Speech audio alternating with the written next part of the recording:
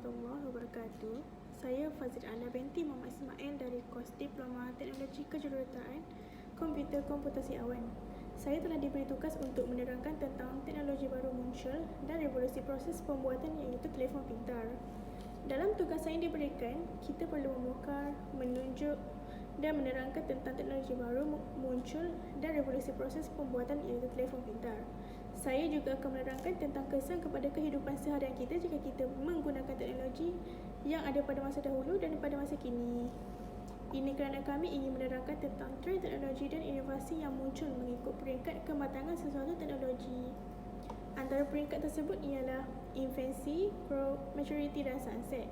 Ini adalah untuk kita mengetahui teknologi atau jenama yang sedang berkembang dan tidak berkembang dan juga atas sebab apa ia berkembang dan tidak berkembang. Di samping itu juga, kita perlu mengeluarkan semua idea yang ada untuk mengembangkan lagi teknologi yang sedia ada sekarang, di mana kita dapati terdapat 10 teknologi canggih hari ini termasuklah telefon pintar, telefon bimbit hologram, sneakers pintar, kereta autonomi, hoverboard atau flying skateboard, mesin lipat pakaian, hyperloop kereta, senjata laser, robot tentera, tinjauan cuaca dan banyak lagi. Tetapi, di sini kita hanya perlu menerangkan tentang bagaimana telefon pintar dicipta dan bagaimana ia dibangunkan sehingga kini. Jadi, kami perlu mempersembahkan menggunakan S-curve untuk menunjukkan peringkat pembangunan dengan lebih terperinci supaya jelas tentang proses pembangunan telefon pintar di dunia ini. Dalam S-curve akan dipamerkan 4 tahap termasuk infancy, growth, maturity dan sunset. Saya akan menerangkan keempat-empatnya dalam bahagian seterusnya. Saya akan tunjukkan S-curve itu di bawah, so anda boleh lihat bentuk S-curve seperti yang kita nampak. S-curve bermula dengan infancy iaitu peringkat di bawah sekali, kemudian naik ke growth dan kemudian naik ke peringkat maturity dan yang terakhir sekali ialah sunset. Jadi untuk bahagian B pula bersama dengan bukti, saya akan anggarkan tahun teknologi ini berubah dari satu peringkat ke peringkat yang lain. Jadi anda rasa telefon pintar itu berada di peringkat manakah dan kenapa? Jadi jom saya terangkan dengan lebih lanjut. Jadi ini adalah S-curve untuk peringkat pembangunan telefon pintar dari tahun ke tahun bermula dengan infancy sehingga sunset. Infancy adalah permulaan penciptaan telefon di dunia ini yang contohnya pada masa itu menggunakan gigabyte 1 GB bermula pada tahun 1973. Penciptaan telefon pintar ini yang kelajuan tidak pantas, manakala growth adalah peringkat di mana teknologi telefon pintar berkembang menjadi lebih baru dan mudah digunakan. Dan pada masa itu, ia menaik taraf sedikit gigabyte daripada 1 GB kepada 3 GB pada tahun 1992. Kemudian untuk peringkat maturity adalah di mana produk telefon dari peringkat grow kekal dalam pasaran dengan teknologi yang lebih maju dan gigabyte mendapat tahap kelajuan yang lebih tinggi, iaitu 4 GB bermula dari tahun 2002 dan sunset adalah seperti yang teknologi tidak dapat dikekalkan di pasaran atas dasar tiada inovasi dan tiada tindak balas lanjut terhadap teknologi. Kami akan tunjukkan satu persatu model telefon pintar pertama yang dikeluarkan sehingga model terbaru di mana ia adalah peringkat maturity. Jadi ini adalah telefon pintar pertama yang dinamakan sebagai Simon. Direka oleh IBM pada tahun 1972 dan dipamerkan sebagai produk konsep pada tahun itu di Comdex, iaitu pameran komputer di Las Vegas, Nevada. Telefon itu mula dijual secara terbuka pada tahun 1993 dan dijual oleh Bellsouth. Telefon model Simon bukan sahaja telefon mudah ala biasa, tetapi juga mempunyai kalender, buku telefon, jam dunia, tempat untuk mengambil nota, email, keupayaan untuk menghantar dan menerima fax dan permainan. Telefon ini unik dengan ketiadaan butang, sebaliknya menggunakan touchscreen untuk memilih nombor telefon dengan jari atau membuat faksimili dan memo dengan kayu lukisan atau stylus. Teks yang dimaksudkan dengan papan kekunci unik yang mempunyai ciri meramal perkataan yang mungkin digunakan dalam konteks surat menggerak dan kemudian muncul pada skrin. Ciri-ciri Simon walaupun dianggap biasa pada masa kini, ia kelihatan sangat canggih. Telefon ini kini berada dalam fasa sunset kerana kemunculan telefon model baru yang lebih canggih iaitu Nokia 900. Telefon jenis Simon ini menggunakan 1 GB kerana ketika itu masih belum dibangunkan dan berada di peringkat infancy. Pula jenis telefon Nokia Communicator ialah model telefon pintar pertama Nokia, bermula dengan Nokia 9000 pada tahun 1992. Model seperti komputer pegang tangan yang unik ini adalah hasil daripada model PDA Hewlett-Packard yang berjaya dan mahal digabungkan dengan badan telefon Nokia terlaris di masa itu. Nokia 9210 ialah komunikator skrin berwarna pertama dan juga telefon pintar sebenar yang menggunakan sistem pengendalian. Komunikator 9500 menjadi kamera pertama dan komunikator Wi-Fi.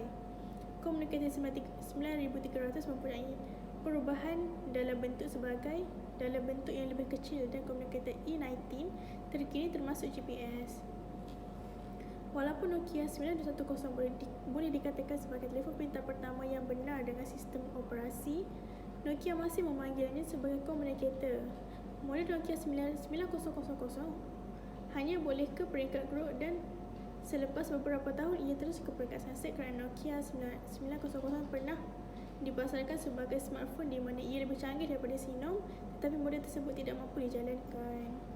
Selepas Nokia 9000 dilancarkan dan berada di pasaran selama beberapa tahun, muncul pula model telefon yang lebih canggih di mana ia mempunyai kamera yang boleh merangkap gambar yang lebih jelas dan cantik berbanding Nokia 9000.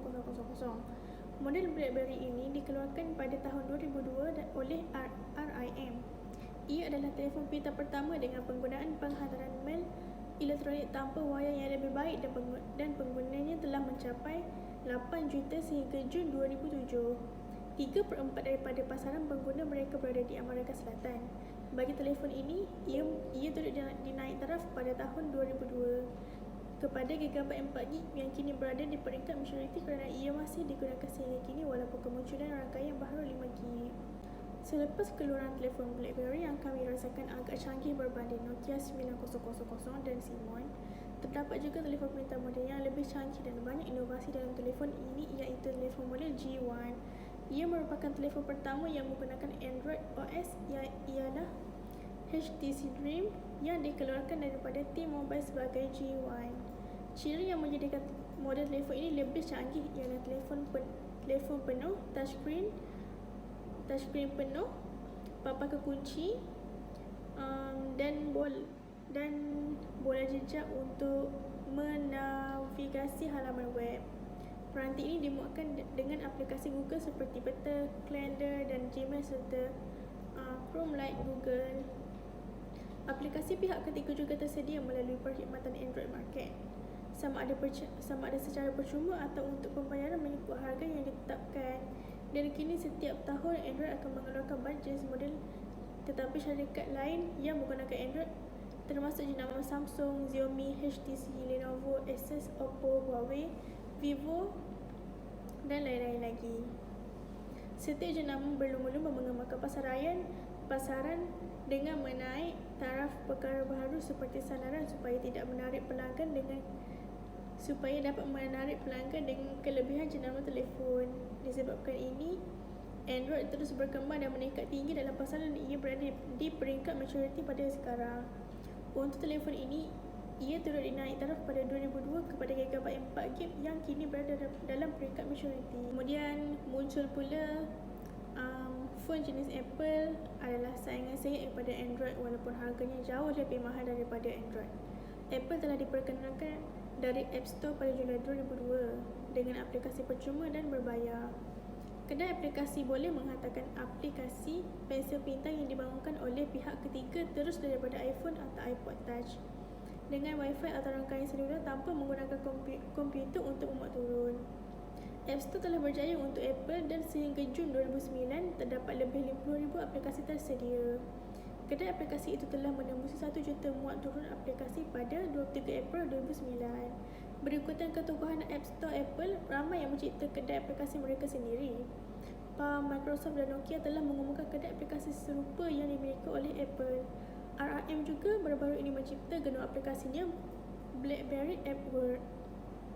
Apple juga kini berada pada tahap maturity yang sama seperti Android kerana modelnya yang berbeza dari yang lain, di mana Android juga tidak boleh meniru model iPhone. Ini juga kerana Apple sentiasa mahukan yang terbaik dengan sentiasa menaik taraf RAM yang besar mengikut model iPhone tertentu. Bagi model iPhone dari Apple, ia masih menggunakan rangkaian 4GB walaupun banyak model baru telah dilancarkan. daripada iPhone 4 sehinggalah model terbaru iaitu iPhone 13 Pro Max, dan di mana perangkat ini berada di peringkat maturity. Bagi bahagian C pula, saya akan lukiskan S-curve kedua untuk salah satu teknologi yang digantikan oleh teknologi yang diberikan. Begitu juga saya akan gunakan internet untuk mencari tahun-tahun bahawa teknologi tahun lalu berubah dari satu peringkat ke satu peringkat yang lain. Untuk S-curve yang terakhir, saya akan ulaskan pendapat saya teknologi masa depan yang akan menggantikan teknologi yang diberikan. Jadi seperti yang saya tunjuk ini, terdapat dua S-curve, iaitu yang pertama dan satu lagi second S-curve. Seperti gambar di atas adalah hologram, di mana ia merupakan salah satu teknologi yang boleh menggantikan teknologi telefon pintar. Hologram adalah teknologi fotografi yang merekodkan cahaya yang bertaburan daripada objek dan kemudiannya membentangkan dalam 3 dimensi. Imej 3 dimensi boleh dilihat sehingga 360 darjah dan boleh bergerak dengan animasi dan bunyi untuk menyampaikan maklumat sama ada dalam masa nyata atau tidak.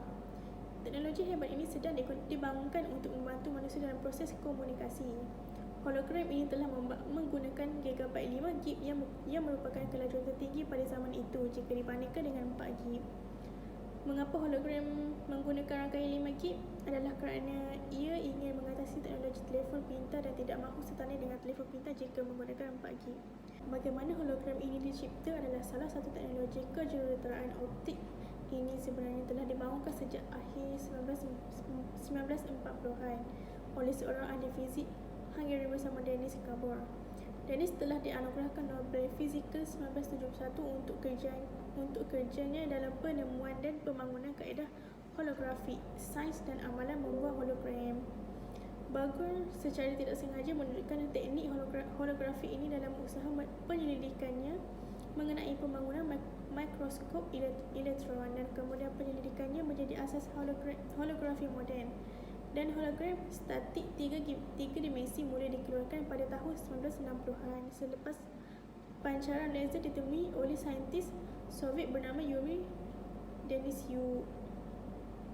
Terdapat juga 3 jenis hologram termasuk seal hologram, iaitu hologram boleh rosak, boleh ditanggalkan dari tempat melekatnya. Dan yang kedua, label hologram, iaitu hologram tidak akan rosak apabila dikeluarkan dari tempat melekatnya. Dan yang ketiga adalah hologram 3D.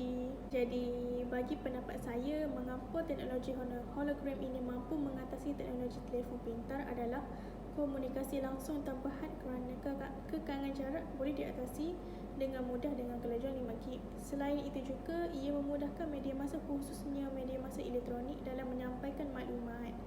Oleh itu, ia juga lebih menarik berbanding 3D atau sidang video kerana pengguna berasa ingin berkomunikasi secara terus supaya komunikasi menjadi lebih rancak. Hubungan antara S-curve pertama dan S-curve kedua ialah S-curve pertama ialah teknologi telefon pintar yang sentiasa berkembang di seluruh dunia yang telah menjadi keperluan hidup bagi manusia untuk berkomunikasi antara satu sama lain dalam jarak yang jauh walaupun menggunakan kurang daripada 4GB rangkaian. Dengan teknologi hologram yang sebenarnya menggunakan rangkaian 5GB.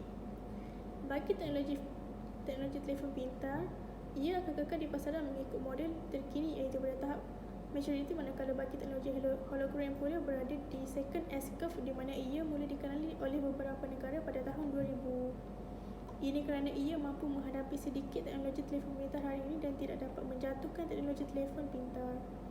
Sebab mengapa teknologi hologram berada pada S-curve kedua adalah kerana teknologi hologram mempunyai ciri yang sama seperti teknologi telefon pintar, tapi ia menggunakan dimensi 3D, di mana ia kelihatan seperti kita bercakap secara langsung dengan pihak yang lain, dan dia mempunyai rangkaian 5GB, lebih pantas dan cepat untuk disambungkan.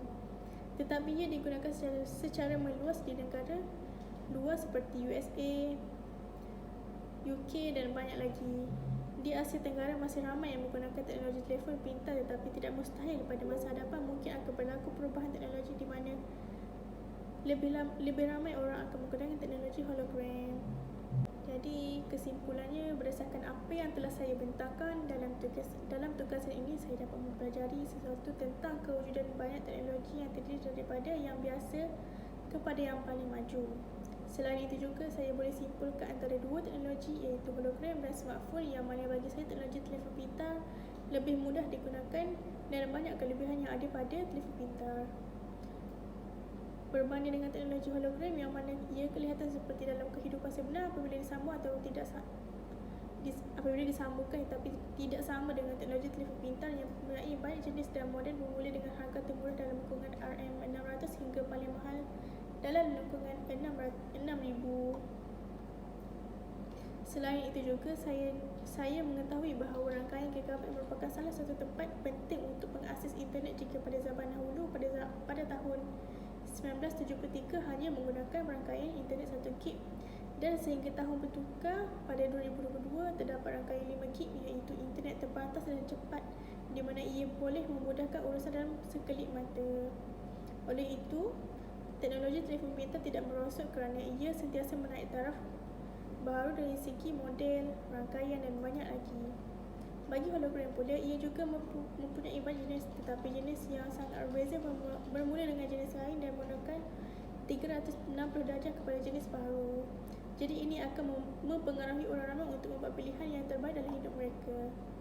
Begitu juga walaupun hologram menggunakan rangkaian 5 gig yang semestinya lebih pantas dan cepat, telefon pintar menjadi pilihan utama pada masa kini yang masih menggunakan rangkaian 4 gig.